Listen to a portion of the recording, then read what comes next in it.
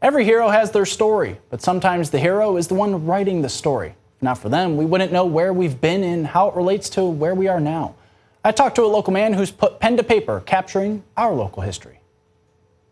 I think my interest in history started with the family lore. An author, Thomas Welsh, is steeped in it. I was born in Youngstown. Tom's Irish-American roots in Youngstown soil go back to the 1870s. I was privileged to grow up with a maternal grandfather who was born in Briar Hill in 1893.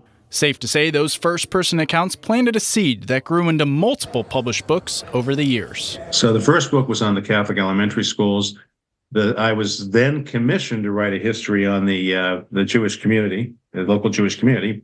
What he's learned is, while the subjects of his books are different, the themes tend to overlap. When you think about the history of the Jewish community and the history of the Ursuline Sisters, you're talking, as you are in so many communities, about a situation where the numbers have contracted. Okay. And yet, in both cases, you're talking about communities that have remained relevant and visible.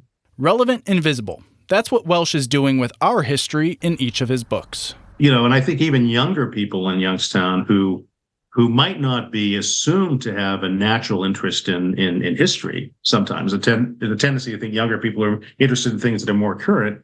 But I think they also realize that the history of their community is part of their identity.